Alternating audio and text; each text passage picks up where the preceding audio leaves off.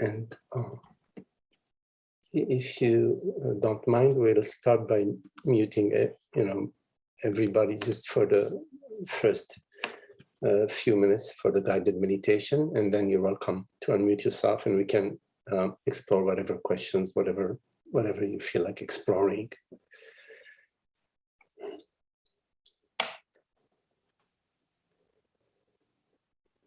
So if you can turn your attention inwardly, meaning simply to rest as you are.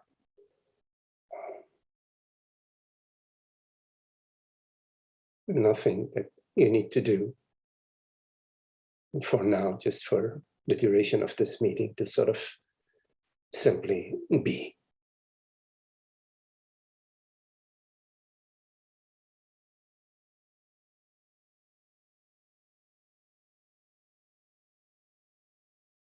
The sufficiency of being, not seeking any particular experience or arguing in any way with your experience.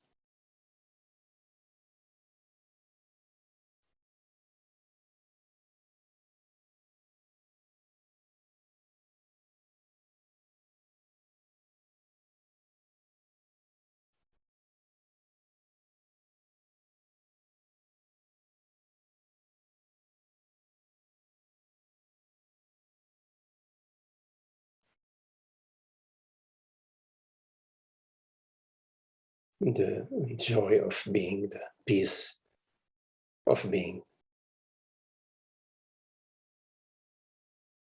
which is there, available for us at any moment that we somehow welcome it.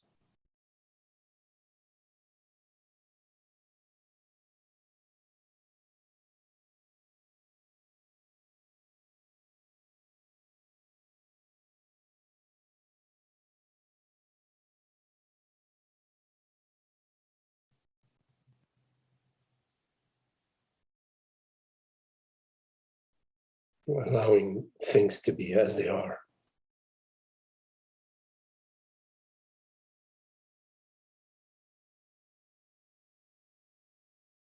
Whichever way your body appears to you right now, whatever sensations may appear on the screen.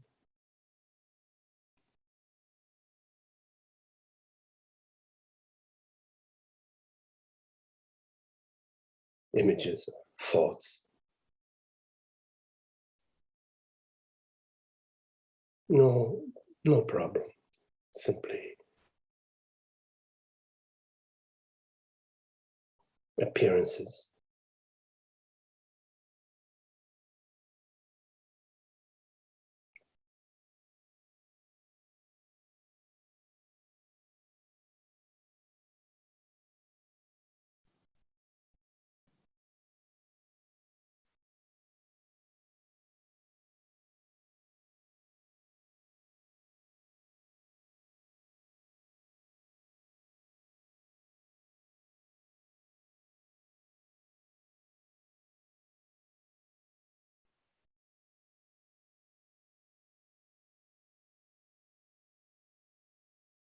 Inviting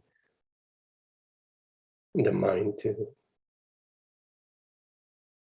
rest in this causeless tranquility.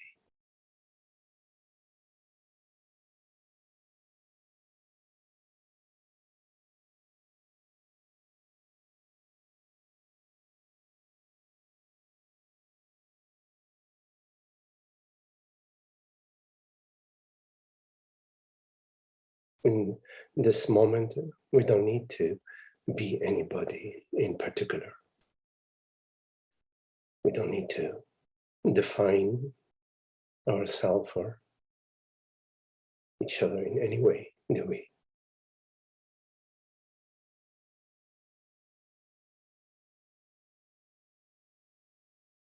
And if we do define ourselves in this moment, can we perceive this self-definition just as an appearance, not a true expression of that which I am.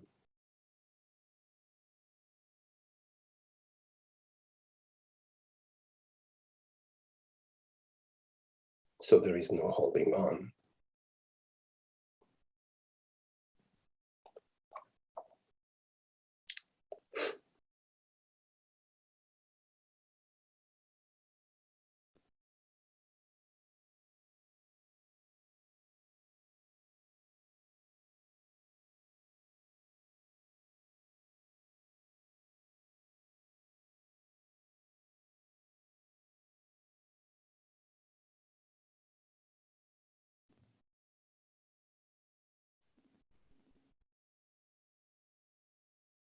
In and as this stillness, this peace,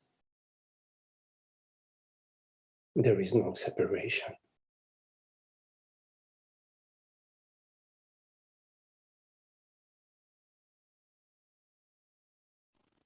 There isn't a me, a you.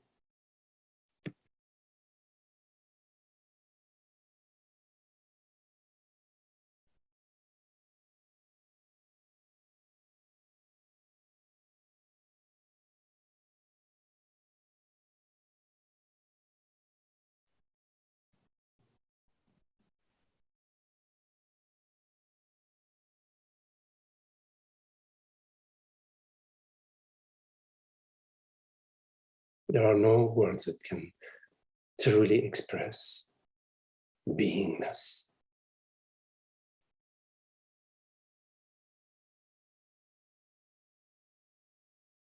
And yet it's undeniable, isn't it?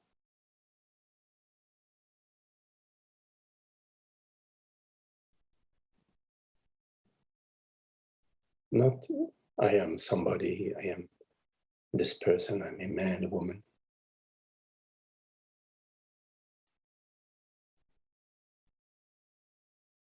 But the reality of being, the fact of being.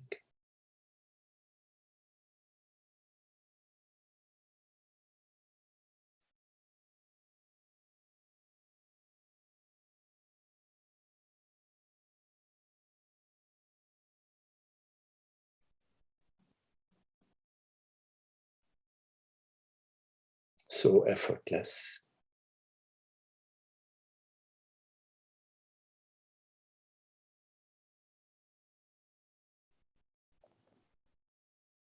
But it takes effort to be somebody, to be this person.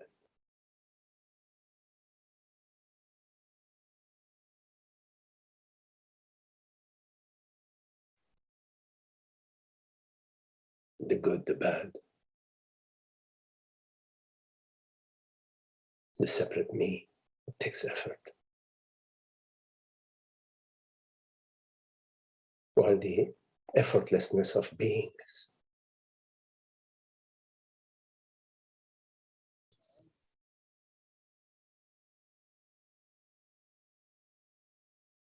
effortless.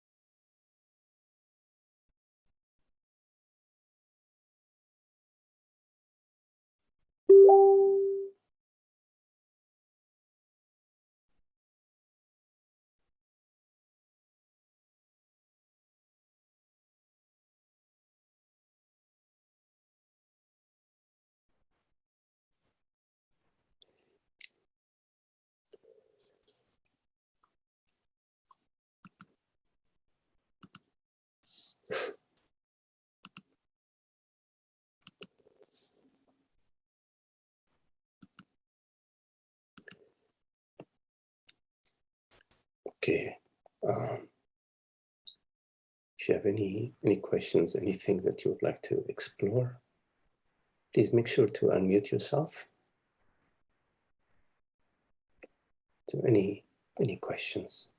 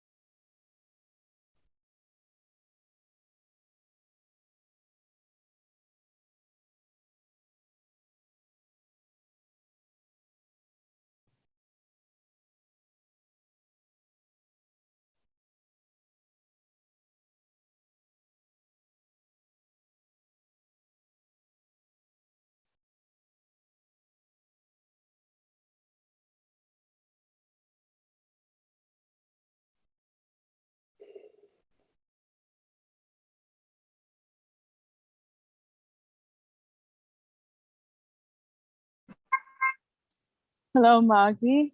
Hello, Lisa.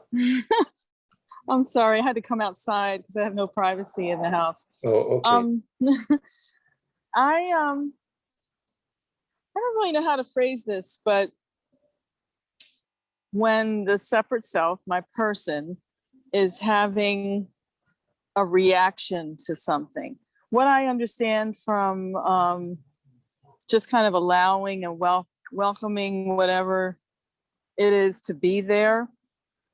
But if I don't want it to be there, is it wrong to affirm the truth to myself, or just to watch it? And like just now, there was a problem with the laptop that I was on, and my son was trying to explain it to me, and I didn't understand it, so I had to switch to my phone. And the sensation of anger came so strongly.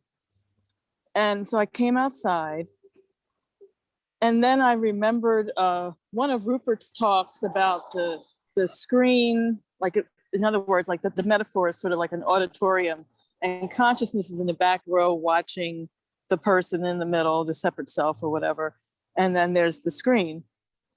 So I was able to, I let myself feel angry, and then I remembered that, and it just dissipated.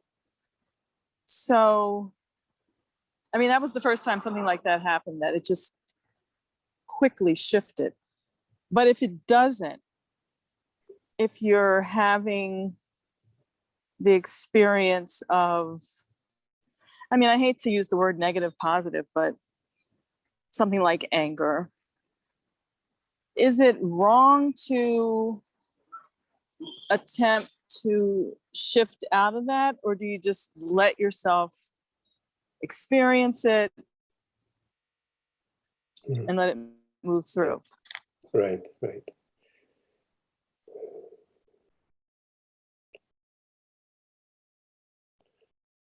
Whatever means, whichever means take you to the peace, to the tranquility, is a good thing. Because obviously, when we are under the negative emotions,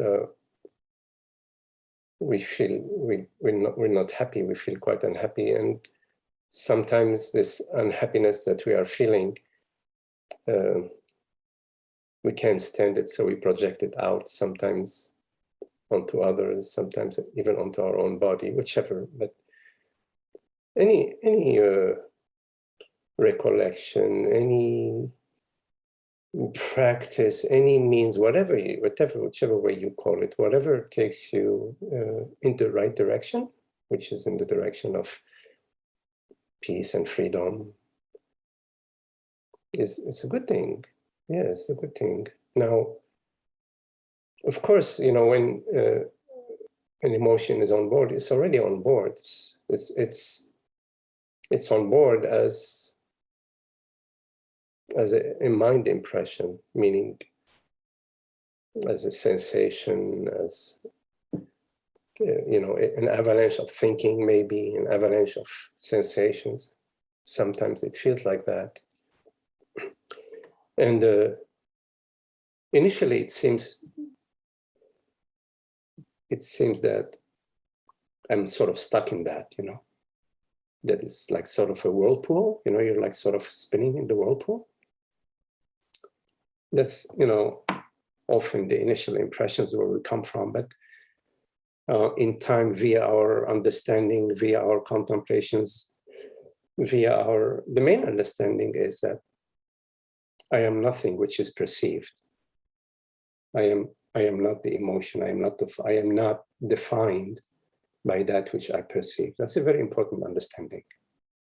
Of course, I perceive all sorts of emotions, sensations, feelings, world events, but none of which define me, define I, whatever that is. That understanding is an important understanding. As that understanding sort of matures within you in a way, or sort of becomes more and more stabilized in you, sort of way of saying, then you will find that when an emotion arises, it doesn't have such a powerful grip on you like it used to have, in the past. It still arises, but maybe its frequency is less frequent, or its intensity, or its duration. But we're not trying to engage in a battle with the emotion. That's very important. We're not. We're just interested in understanding. We're interested in truth. We're interested in what is going on, you see. What is going on is, for whatever reason, that maybe the mind will have all sorts of theories about it, but who cares? For whatever reason, there is a big wave arising here. And this wave is arising in sensations, feelings in your chest, in your face, and your breath, in your heart, whatever. And it's maybe arising also in like all these thoughts. So there's a wave arising, or a series of waves arising. But the waves which arise, which initially seem to be your entire universe, that's all what's going on, you realize that no, these are just appearances, and you're not defined by the wave. You do perceive it, you sense it, of course. How can you argue with the sensation you're feeling? It's there, you see. We argue in vain, of course. I mean, it's a silly thing to argue with something that's already occurring. It makes more sense to welcome it because it's there. It's like, okay, fine, I see you, I got you. Okay, anger, okay, fine, here you are. I know you, I've known you for the past 5, 20, whatever. All right, hello, I raise my head, okay, take a seat, but don't stay too long, you know what I mean? Oops, I'm not hearing you, you're muted, let me see. In case, just so you're muted. So, yeah, so. Yes, exactly. Don't stay there too long. Right. And I guess that's kind of what I mean. Like if I'm not in this particular situation, because as I said, when I remembered that analogy about the screen and the person in the audience, it just dissipated, but sometimes it doesn't. And I'm a singer, and I've received lots of melodies to various passages or Course in Miracles lessons and different things that just kind of affirm the truth of who we are. Mm-hmm, mm-hmm. And sometimes I will do that. I'll just sing it and things dissipate. I'm just questioning because the direct path is relatively new to me, and I think I'm questioning, Yes. is this right or is this wrong? Or, you know, can I do this or is this, you know? Yeah. So, You know, so the key thing, Lisa, is that you're not trying to improve your body-mind. You're not trying to improve your experience. In no. the direct path, the interest is in truth. The interest Right. in understanding is not in trying to improve our feelings or trying to figure a way how to improve or better our experience. No, because if you're trying to improve your experience, that means you are still subject to your experience. In other words, if your experience is X, you're feeling such and such a way. If your experience is Y, it's affecting you. So it's not about improving your experience. That's very important. It's about understanding. So the key understanding in non-duality is the understanding that which I am is not a phenomenal, is not in the phenomenal realm. In other words, I am not that which I imagine myself to be.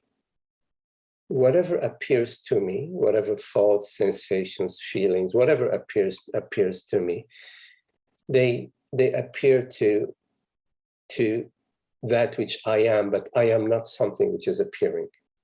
So the belief that I am Lisa assumes that I am something which is appearing, that I am a bundle of sensations, I'm a bundle of images, I'm a person, I'm this, I'm that. It's true that the body is named Lisa, that the body has a great singing skills, there is a history to the body, but there is no history to I awareness, I consciousness. So whenever you're referring to yourself as somebody who is subject to certain feelings and experiences and so on, it's a wrong reference. And when you have a wrong reference, then all what follows, all the thinkings and actions that follow from the initial wrong reference will be wrong. Whenever we assume ourselves to be a man or a woman, which is a wrong assumption, then we experience ourselves as somebody or a form that is subject to various inner and external conditions. Right. I understand that. And I feel like I'm like already shifting from that. But I mean, I think you said on one of your talks I was listening to that it's just not like a magic wand where it happens overnight and it's all. Preach. No, not at all. It's not. It is not a magic wand. One moment, if you don't mind. Okay. Let me just do one thing here. Okay, I'm back with you here, Lisa. No, yes, you're right. It's a process that is fueled by our interest. So we have an interest in truth. We have an interest in truth. And Lisa, can you do me a favor and just take your shirt off? Fuck you, Lisa. Okay, I activated the waiting room, but somehow still. What? Let me see. What was that? Okay, sometimes there are. I enabled the waiting room. Okay, so yeah, so it's a process that is fueled by our interest in truth, and the interest in truth is not an interest in my personhood. It's actually an interest in truth.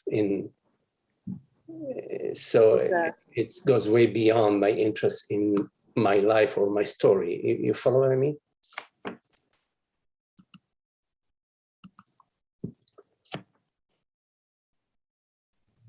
Right, that I understand. So I guess I'm just listening learning. And I have such a desire for the truth. And I just want to make sure that I'm not doing something wrong. And, Yes. that's really all it is. Right. That, so I'm not trying to fix anything or change anything. I accept life Right. as it's happening. And I think the reason why this is such a big deal is because since I've been listening and joining you and this, I haven't had a anger reaction in a very long time. So it was disturbing that I got so angry because the thing wouldn't work in the middle of the meditation, which is my favorite part. So, one of the issues we have, let's say, in our life is how we define ourselves. What do we mean when we say I? In our conditioned way of perceiving things, we refer to I as the person. But in fact, our experience right now of I is I awareness, isn't it? So just to ponder that, and to sort of get a sense of that I refers to this transparent, effortless, aware presence. You see, and within this awareness, within this presence, there are perceptions, sensations, thoughts, whatever. But although there may be certain images on the screen remains the screen, transparent. Like a mirror, they can take on the form of all sorts of images, the image of a fire, the image of a raindrop, the image of a beautiful lake, whatever appears in the mirror, but the mirror remains transparent.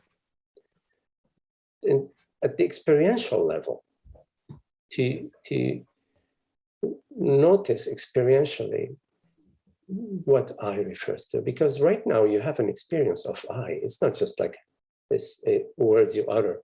You have an experience of I. What is this experience of I that you have right now? Is it the female experience, male experience? I'm not talking about the body, or talking about this I awareness. It's neither male nor female, isn't it? And it's not a concept, it's our direct experience, right? Our direct experience of I. We all know I experientially, not like conceptually, because we are this awareness, we are this reality. So what we have available to us is, of course, this direct experience of being, of I. And of course, we have, available to us the story about me, Lisa, mother, sister, daughter, blah, blah, blah, which relates to the body mind, which is fine. It does apply to the body mind. But we confuse the two, you see. We confuse the I awareness with the body mind. You see? I don't like to use the word right and wrong, but this is where there is an erroneous reference to I. You see? Correct. Yes. So when referring to my person, to Lisa, body mind, I could say my person if I'm speaking about it, instead of saying I. Well, we could say I, but understanding is what matters. When we're referring to I, the body, there is an understanding that we're referring to. Somebody tells me, give me your driver's license. At that moment, it's very clear that we're referring to the driver's license of this body mind. right? Not the driver's license of consciousness or awareness. So the understanding, the wording doesn't really matter. What matters is the understanding. To know, to be clear that when we're talking about my car, we're talking about the car that is connected to the body mind, to the body Lisa, right? It's not the car of consciousness. Consciousness has no car, awareness doesn't drive, you see, right? So I wasn't talking so much about how we refer, but about our understanding. The understanding is what really matters. I have no issue saying I as to the body, but I understand, there is the understanding that when I'm saying I referring to the body, I know I am not the body. But I have no issue with the body. There's no issue with the body. There is a body that my mom and dad call Megdi, and that I manage this body. I take care of this body. I bathe this body. I feed the body, but I'm not the body. I take care of my car. I take care of my house. I take care of the lawn. You know, I take care of a lot of things via the body, via the instrument, which is the instrument that we call Megdi. I take care of the garden, for example.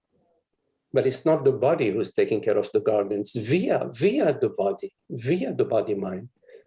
There's only the reality of consciousness. There's only one doer, one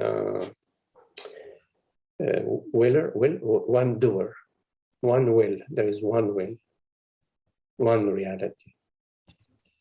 That's important to understand because we have a direct experience of reality. Because if we did not have an experience of reality, we would not be talking right now. There is a reality that. Yes, exactly. Yes. And that reality, of course, has no name, no age. It's not an old reality or a new reality. It's just born yesterday. Or it's feeling better today. It's going to feel worse tomorrow. I hope it feels better tomorrow. No. That relates to the body mind. But because we have a direct experience of reality, at the deep, deep, deep level, we know what we're talking about. Yes, yes. And maybe out of habit, we've been referring to this reality as Megdi or Lisa or blah, blah, you know, whatever ways we've been referring. But you cannot refer to reality in any phenomenal way because it's not phenomenal. It's not like made out of, you know, sodium or magnesium, or it's not made out of flesh and bones, or it's not. And we know that intrinsically, we know directly the reality of awareness. We say awareness or consciousness or being. So one of the aspects of this reality is being. Being meaning the I am. We know I am directly. And we don't know that because we're perceiving the oak tree in the yard or because we're perceiving hunger. No, we know I am directly. So that one of the aspects of this reality is the I am. And I am aware. So awareness and being refer to the reality, that which knows itself by itself. That which is sufficient unto itself, from itself to itself.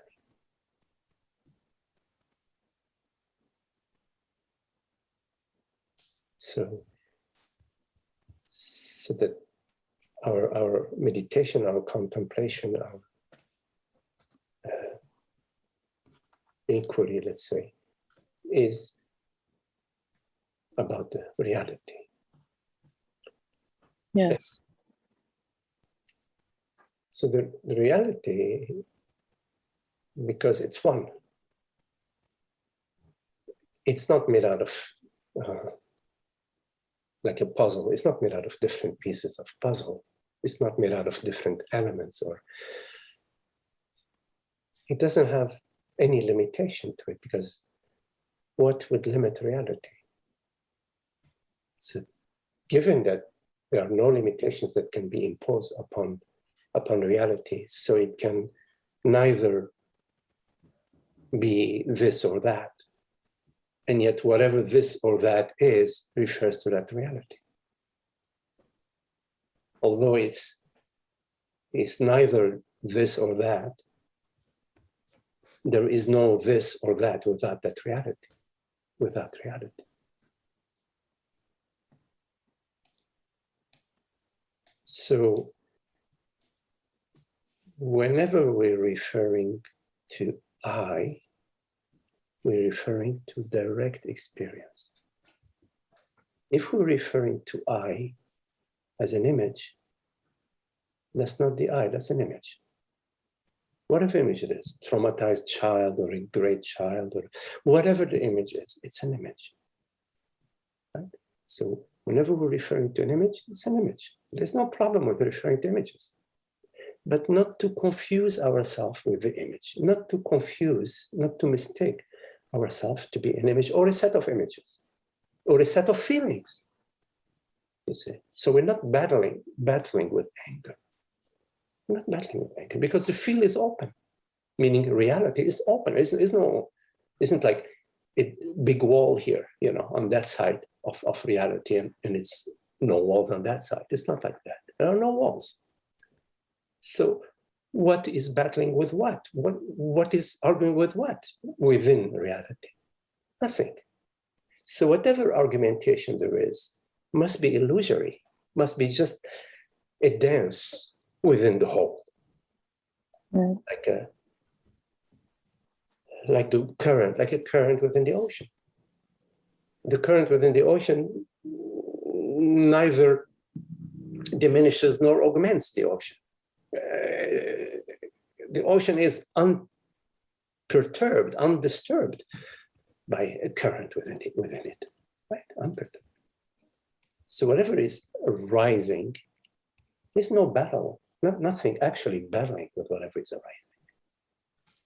We don't need to fix any arising. The ocean isn't trying to fix the current or fix the waves or adjust the temperature of the water. Water isn't doing that. It's not doing that. You see. So to come to this clarity, a clarity within ourselves about these processes that we're somehow involved in out of habit or whatever, that are silly.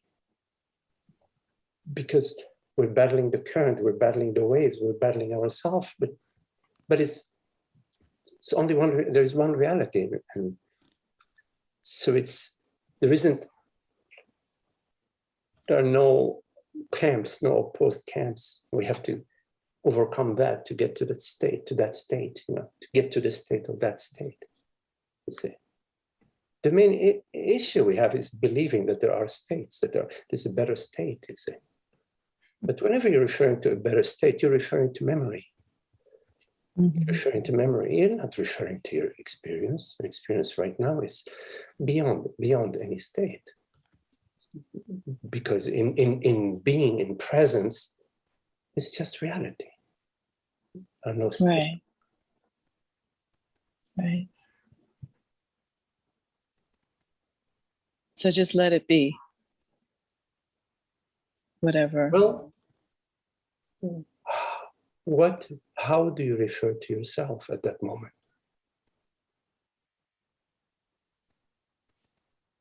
Who are you? What are you at that moment? You see? Mm-hmm. Because if you are Lisa, then, or if I let it be, things will be better, you see? Maybe. But if awareness, the question of letting it be or not letting it be, it sort of falls flat, you know what I mean? Mm-hmm. It's like I really don't understand the question, you know what I mean? as awareness, as reality. So yeah, on a relative level, I could say let it be. But on a less relative level, I will ask myself, what am I assuming myself to be in this moment? In this moment, you see. And anything that you assume yourself to be is false, because it's just an assumption. It's just a thought, a feeling from the past. You can't assume yourself to be anything in the present, because in the present there is no past. There is no time in presence. So you cannot assume yourself to be anything in this moment, because in this moment is the eternity of being. In order to assume yourself to be somebody, you have to go to the past. But how do you go to the past? Try to go to the past now. Go ahead. It's completely theoretical. It's a dead narrative. You know what I mean?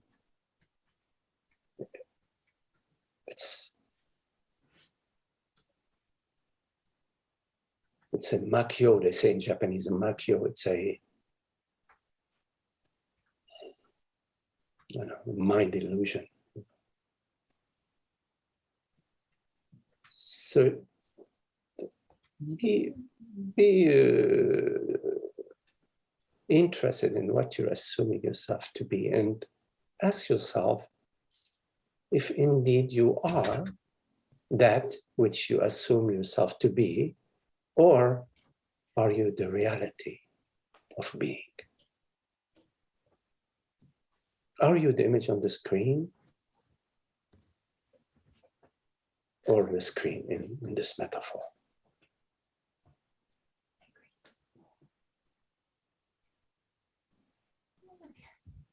So if you want to take if you want to take anybody's hand, rather than taking the hand of letting it go, which is fine, it's a good hand to take on, take the hand of reality. Reality is complete freedom. And it's not a theoretical thing, okay? Because if reality wasn't real, we wouldn't even be talking right now. There is a reality in this moment, whatever it is. Whatever it is. I understand. Okay, Lisa. Thank you very much. Okay, lovely. Okay, thank you for your question.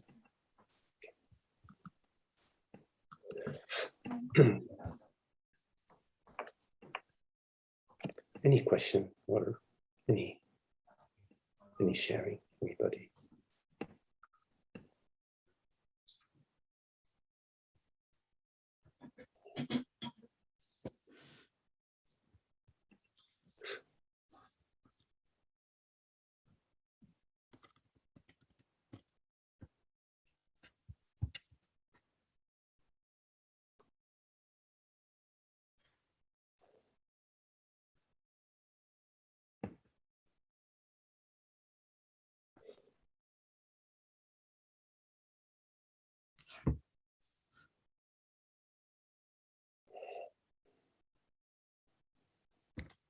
Hello, Lauren. Let me see, I'm gonna need to unmute yourself. Thank you. Hi, Lauren, yes. Hi, thank you for the meditation. Okay. I hope my dog will cooperate. We'll see. To be seen. We have deer, and sometimes he sees them. Okay, okay. I wanted to know if you could talk about, I find myself, I understand that, psychological suffering, the difference between psychological suffering and pain. But I have had some experiences of pain recently. Francis often talks about a toothache, and I had my first toothache ever. And it was a big surprise. And I had a knee injury. I think just from past habits, that I have a I can only describe it as a fear of pain, so that even when the pain has subsided, it feels like there are, kind of tensions in, it feels like a bodily, a bodily thing. Yeah. Can you speak to that at all? Right. Right. Yeah. Well, the body doesn't like pain, so it expresses the ouch very, very loud and very quickly. It doesn't wait, it says, take care of me, do it and do it now.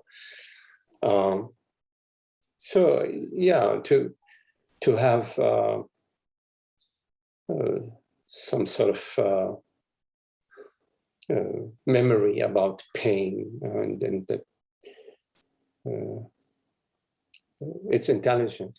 I remember years ago, I was in New York City. I think maybe I shared this story once, visiting a friend who just had a newborn baby. Well, I mean, a few months, and she was holding her baby on her shoulder.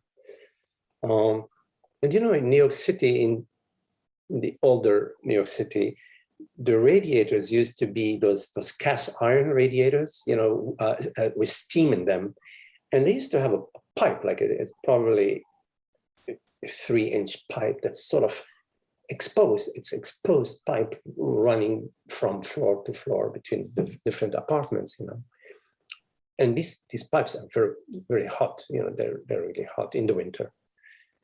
And I was in the kitchen, and I saw the baby sort of reach out with her hand and touch grab the hot pipe. I didn't have time to react, but when I saw that, I cringed, inside.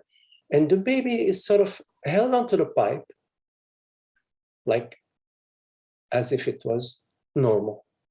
And then she went nuts, crying, and it's fascinating because, well, I was very unhappy, of course. I'm saying how she didn't know how to process this sensation, which, I mean, now if me and you, we touch the hot pipe, quickly we go, whoa, wow, that was hot, But somehow that process hadn't yet been downloaded fully into the baby about the intelligence that's needed to take care of the body, not to get the body burned or. So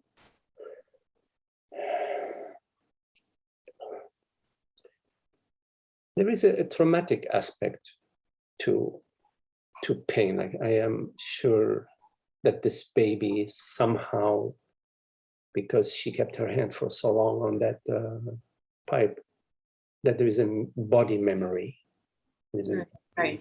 within the cells about that, some sort of imprint, an imprint on the cells.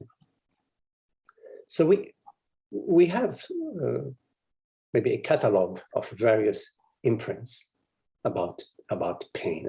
I had a great difficulty with my toe. I had my right foot an ingrown toe, and I had to, when I was a young boy, quite a few surgeries, which were really painful. The healing was very painful. The surgery, it wasn't. And I had a whole thing about, in the old days, they used to give you shots, penicillin shots, but with the syringe, not like, how now they do a very quick thing. And it was traumatizing when I was a young boy to experience those shots, they were painful. I would like fight and struggle. I didn't want it. So what I'm saying is that there is a condition already within the body-mind of resistance, of, because of our past experience. Because obviously you've had some sort of history with pain in one way or the other. Otherwise, you wouldn't give a hoot. It'll be like a totally new experience. Oh, toothache, wow, that's something new, But yet there is more to it than just that. Now, there are like two levels, with pain.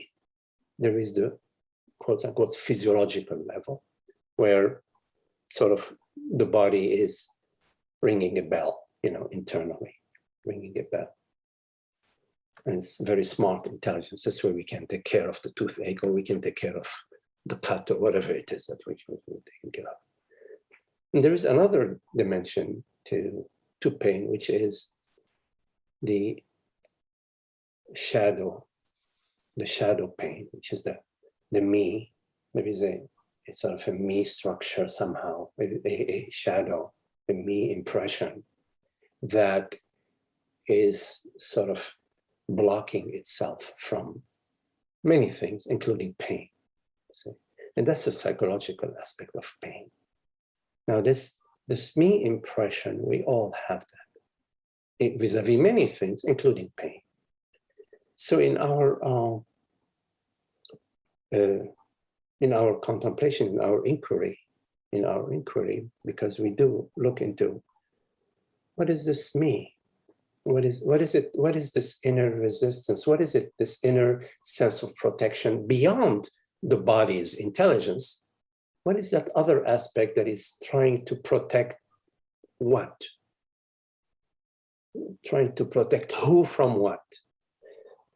So when we take a look at that,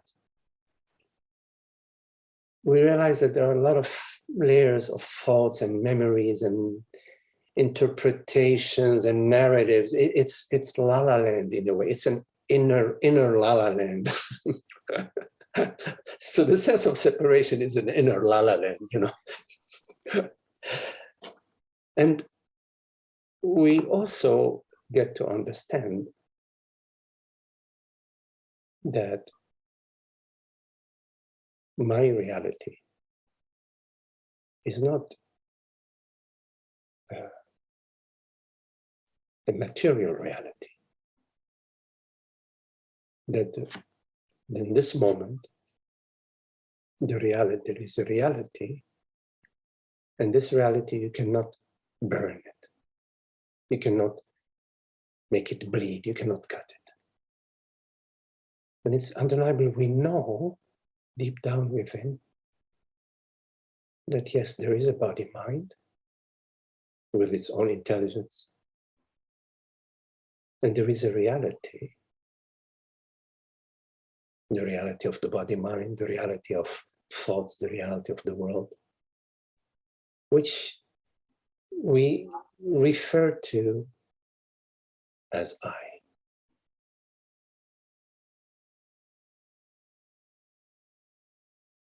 And then whenever we go to that, it's a totally different experience than the experience of defending the psychological me. It's more an experience of peace, of being, of inner tranquility, you see. And it seems initially that those two, that inner peace and tranquility, and the contractions of the separate me, the illusory me, it seems that they can't mix. It seems that it's either one or the other, But it's fascinating to sort of bring that psychological me into the peace and happiness. Because that psychological me is an illusory self. It's made out of thoughts and memories and images, which are some sort of movement, but they're a movement of the past. And in the present, there is just peace, just awareness.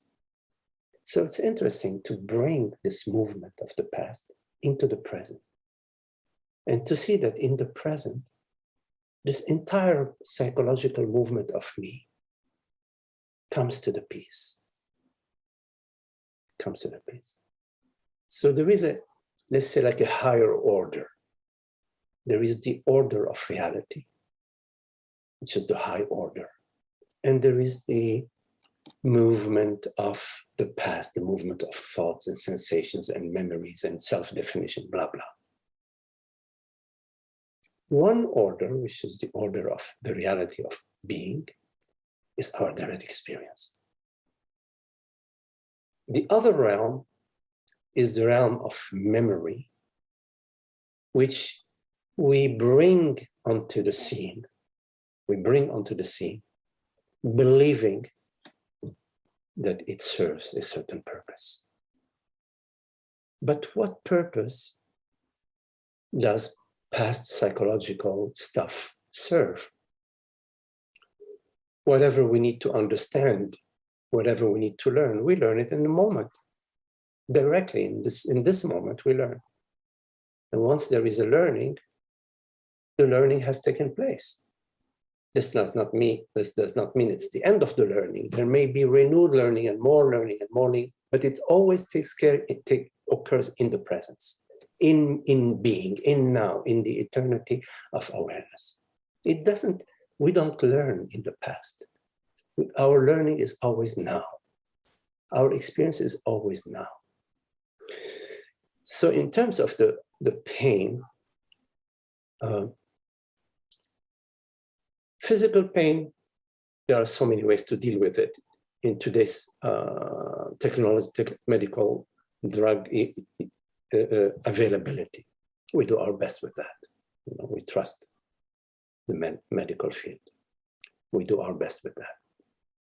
The psychological pain is some sort of bringing in the past, which is on the pain level, 90% resistance, maybe 100% resistance.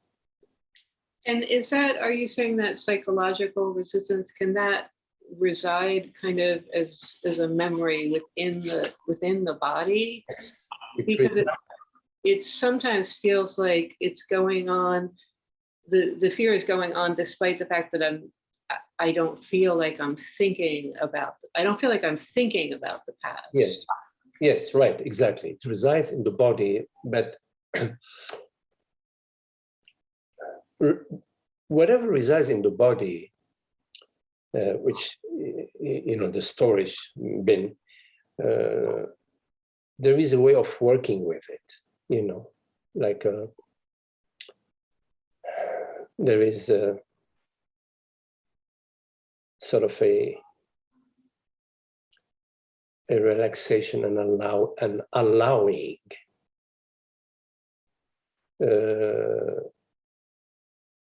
But without knowing, without labeling. That's more without labeling. So first we start by inviting, turning our attention towards the body. Not towards the pain, the physical pain, but towards the, how we hold our fists, towards the psychological contractions. We have to notice them. And because they are so habitual, we may not notice them. So we have to turn our attention to the contractions within the body. And invite ourselves to relax. It's okay, fine. I say, okay, you're grinding your teeth. Okay, relax. Yes, you're tightening your shoulders. Okay, relax. Sort of inviting yourself to relax, because relaxation is our natural way. Contraction takes effort. Well, we cannot hold the contraction for too long, we get exhausted. If you contract for too long, after a while, you want to go lie down on the couch and rest. You know what I mean? So relaxing is more our natural way. So you turn your attention to the body. And wherever you notice a contraction, you invite yourself to relax. So relax. Not, oh, it's okay, don't worry, it's okay. Just relax. Well, you could even do it's okay, don't worry. But the key thing is to relax those parts of your body that are contracted. Now, this doesn't apply only to pain. It applies across the board. In our life, we are often contracted. we often hold our breath. We don't take a full breath, we're holding it. Sometimes when we are driving, we're gripping the steering wheel, and and there's an additional tension in the face that's not necessary. The more you start to pay attention to the contractions within your body, and the more you notice and the more you can relax. So that's a very good thing to do, Lauren. Absolutely.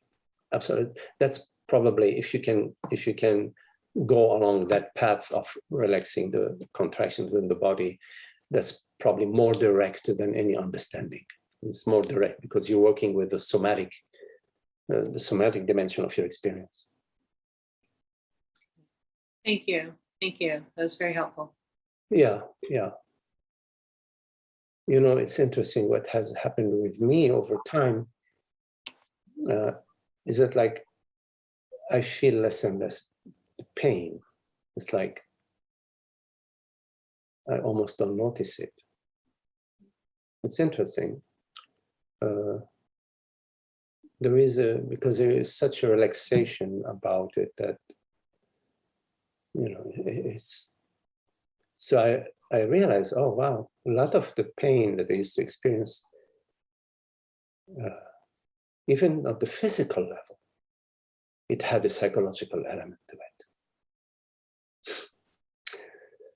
Yeah, it's easier for me to see that when I haven't been experiencing, you know, a pretty significant pain, and I think that just you know, it's an opportunity, because I see how, you know, the pain is gone, and it's still I can still feel those tensions, you know, much more than usual. But that's very helpful to try to examine it that way. Yeah. And of course, you know, take care, go to the dentist, you know. Oh, been there, done that. Me too. I've been quite a bit to the dentist lately. Okay, Lauren, nice chatting with you. Thank you. Thank you.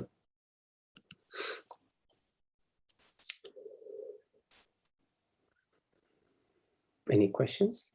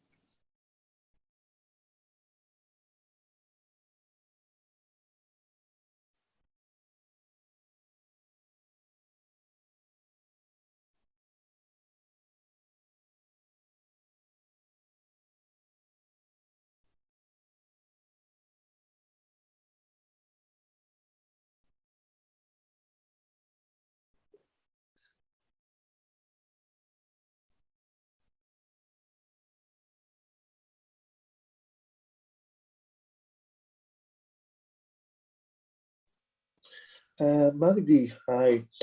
Yes. I have a question. It's about a lot of the meditation that Francis do. He says that we experience the appearances moment per moment, but he also says without the reference to the past or the future. But my question is, sometimes they arise at that moment in the present, memories or anticipations, but they create their own reference kind of thing to the past or the future, but they arise in the present. So how do I understand that? Is it because I'm caught in it and the contemplation ends somehow?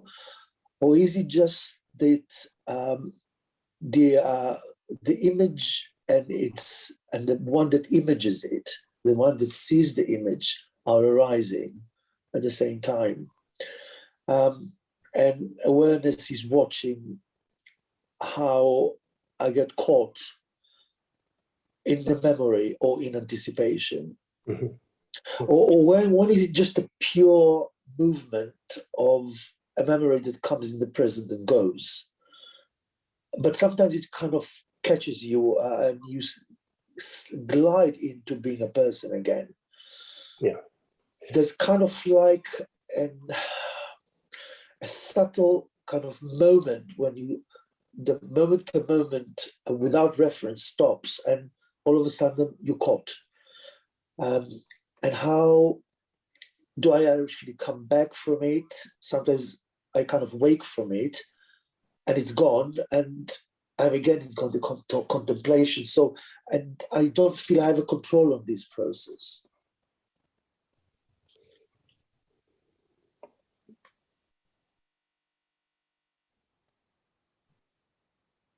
I don't know if it's kind of like a distraction that's happening in the moment of contemplation that takes you away.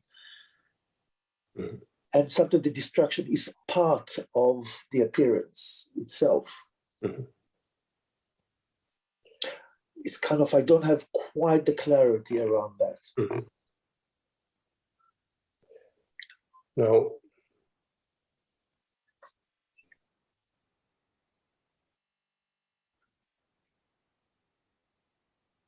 well, from the perspective of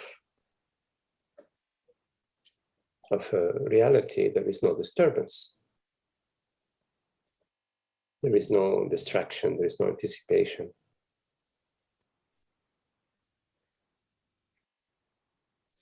When there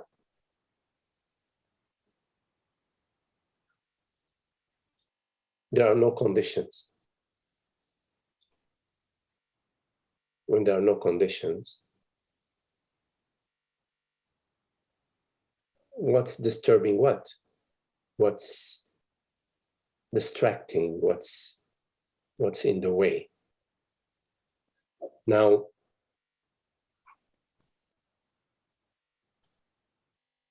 yes, there is a thought, an image, quotes unquote, a past image, co-arising, let's say, co-arising with awareness.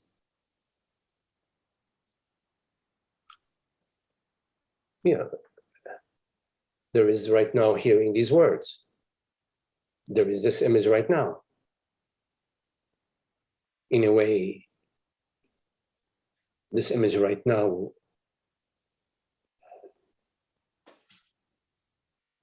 is the past in 1 second. So right now, the image 1 second ago is a past. And just to sort of, if you conjure the image of my conversation with Lisa, for example, a few minutes ago, so you can conjure the image of Lisa and Magdi. It's in this moment. It's an image that's in a way similar to this image right now of Nathan and Magdi. One is the past, so-called past, and one is so-called the present. But the moment the image of Lisa and Magdi are conjured, they are this moment. It's a fresh rising. Now the issue is not so much with what arises on the screen, whether it's memory or whether it's the wind or whether it's the sound of the ocean. That's not the issue. The issue is the disturbance. It's the unhappiness. Something is disturbing something. So in meditation, are we trying to do something? Are we trying to save something, to maintain something? Are we trying to preserve the peace? This is what are we trying to do? If we're trying to preserve the peace already, it's not the peace. If we're trying to maintain the meditation, it's already not the meditation. Because in meditation, there are no conditions, it's just love. It's can be put into words. This moment right now is meditation. How is this moment right now? How is that not meditation? This moment is not meditation only because we have a storyline about meditation. Only because we have a storyline about non-meditation. Meditation has no storyline. But then we wonder about what is it that's being disturbed? The unhappiness. Something is arising that's getting in the way. If you take a look at the unhappiness, you will always find a person. I am meditating. I am being disturbed by the past. What is that's being disturbed? I who what? I awareness, consciousness, the reality of being. Is that being disturbed? No, obviously not. That which is being disturbed, what is its reality?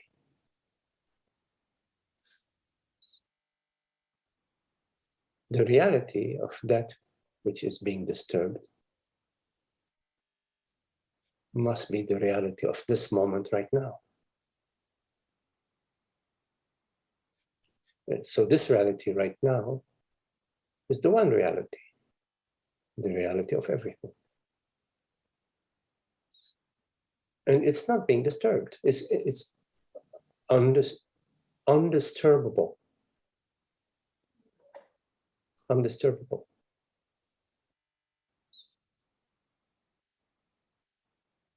So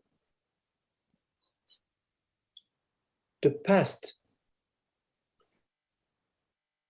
whichever way we define that, is only an issue if it's referring to a separate personal self that you imagine and agree that you are. When you adopt the position that I am a personal self in this moment, then I have to protect this personal self. I have to maintain its power, its strength, its image, whatever. I have to resist and I have to seek and I have to. So much work, so much effort has nothing to do with the peace of being. The peace of being is effortless. It's not about maintaining a certain image about yourself and the world. It's not about the personal experience.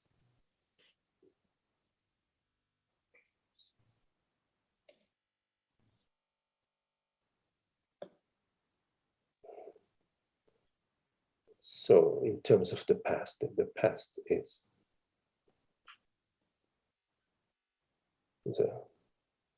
like Francis often speaks about the physical past. There is a physical past, like in Lebanon, there are a lot of Roman ruins, you know. There are dated stones that date back to, you know, so many years BC, you know, the Phoenicians. There's a physical passing away. And then there is, you know, there is the psychological past, the memories and images. But in both cases, the reality of our experience is not in time. Time is a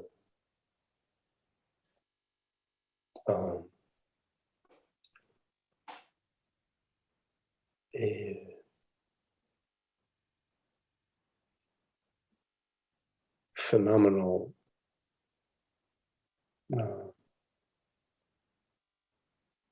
imprint, phenomenal manifestation of both physical, you know, the physical level, like carbon dating, you know, because we can determine the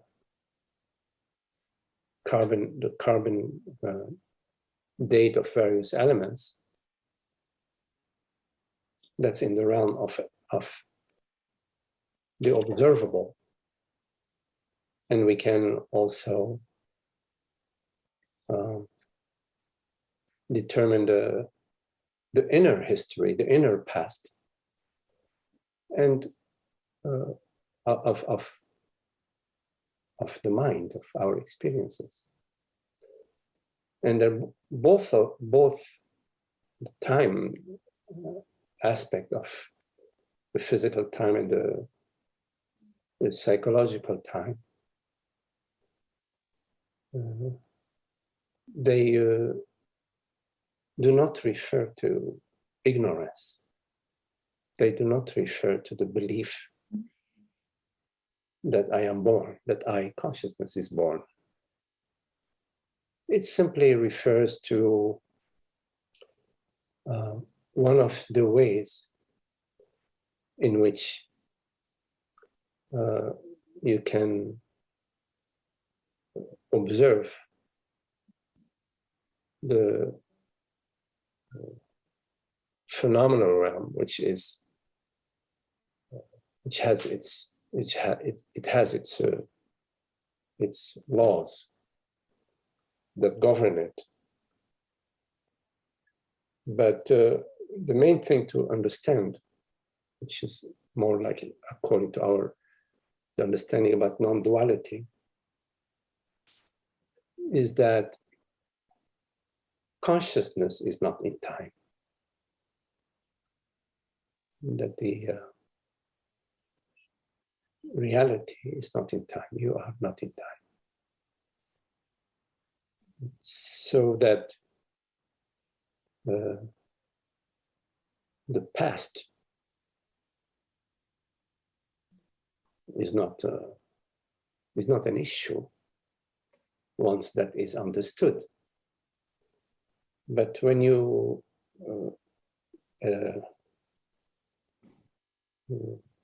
misconceive that time has a reality, there is a reality to time outside of the reality of consciousness, then either you have dual realities, or you are subjugating the reality of consciousness to time.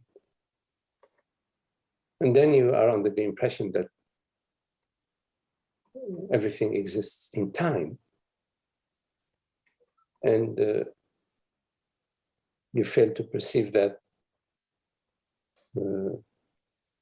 that time is an expression, in a way, or an imprint that consciousness designed in its creation,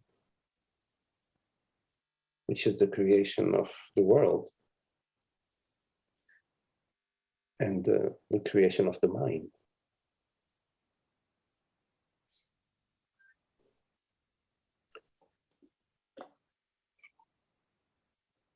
So I won't be disturbed by memory, but I would be attentive to whether I'm referring to myself, to the reality of consciousness as existing in time. It's okay to consider that the body-mind exists in time, that the oak tree exists in time, that the galaxies exist in time. But it is a totally different matter to assume that consciousness exists in time.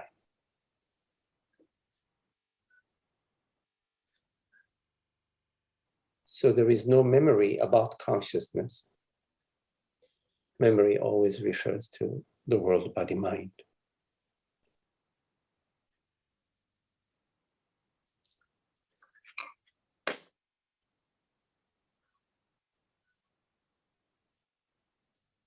Thank you, Magdi. It's very helpful.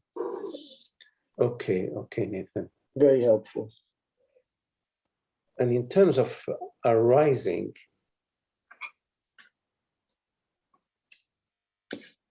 like this moment, this expression, this quote unquote experience is an arising, it's a co-arising of that which is known and the knowingness. So the known and the knowing are not separate. There isn't a known that arises without the knowing. It's not possible for a known to arise without a knowing. But it is possible for the knowing to arise without a known. Now you may ask, like, how can a knowing arise without a known? And that's important to understand in your direct experience. That in your direct experience, you know yourself.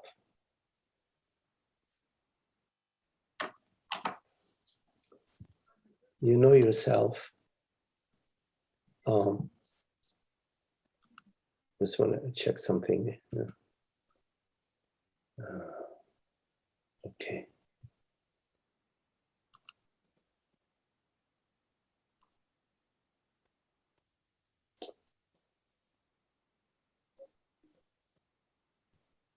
So,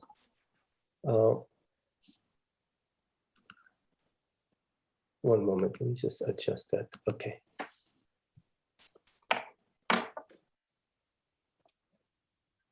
The way you know yourself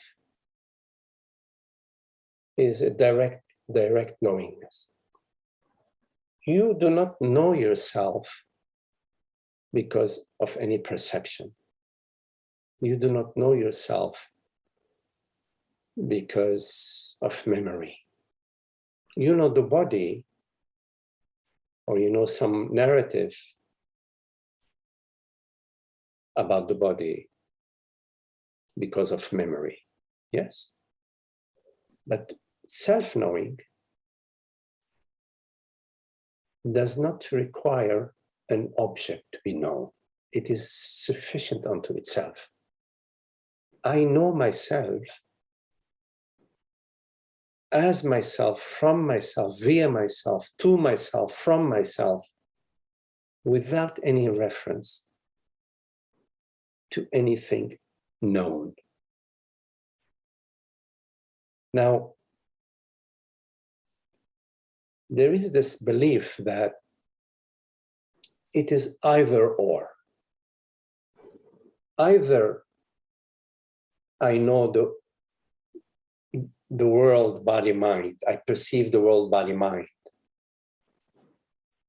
And therefore, I know my experience, or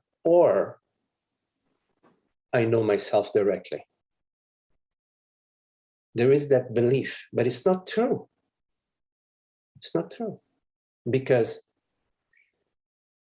when you know yourself just by the I am, it's a direct knowingness in the absence of any form, right? When you know the form, when you know, oh, I perceive the oak tree, you know the oak tree, but you know the oak tree as yourself. How come you know the oak tree as yourself? You know the oak tree as yourself because you don't actually know an external oak tree. You know your direct perception of the oak tree. Your direct perception of the oak tree is intimate, is at zero distance from you, the knowing. So when you know the world, body, mind, in fact, you're still knowing yourself. You never leave knowing yourself. It's not an either or. It is not an either or. The only thing that comes and goes is that which you create. You may experience knowing yourself or know yourself in the absence of objects, which is self-sufficient.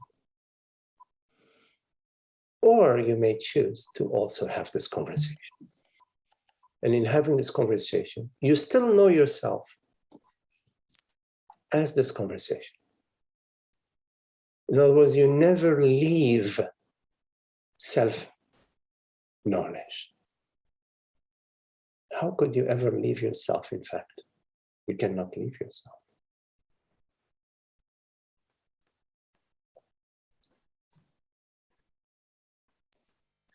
This is amazing. It's wonderful. It really speaks to me. Thank you so much. Okay, Nathan.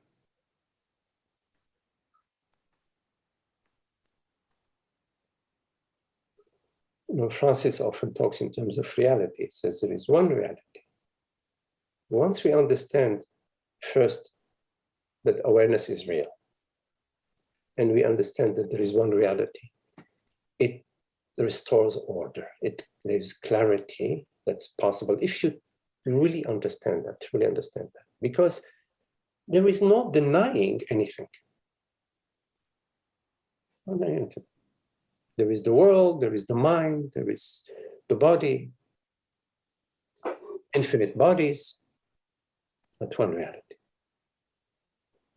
And it's important to, you know, like you wear the suit, you have to wear the suit, wear those shoes. You have to sort of live that understanding, the understanding of one reality, and the reality of that in this moment there is a reality. Whatever you call it, doesn't matter. Doesn't matter. And that is one reality.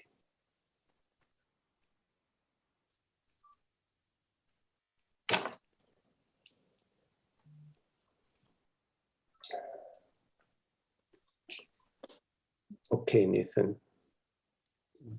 Okay, thank you.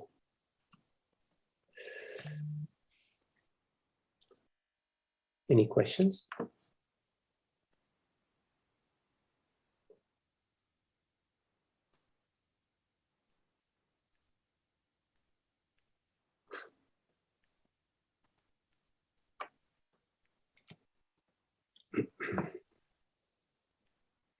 Okay.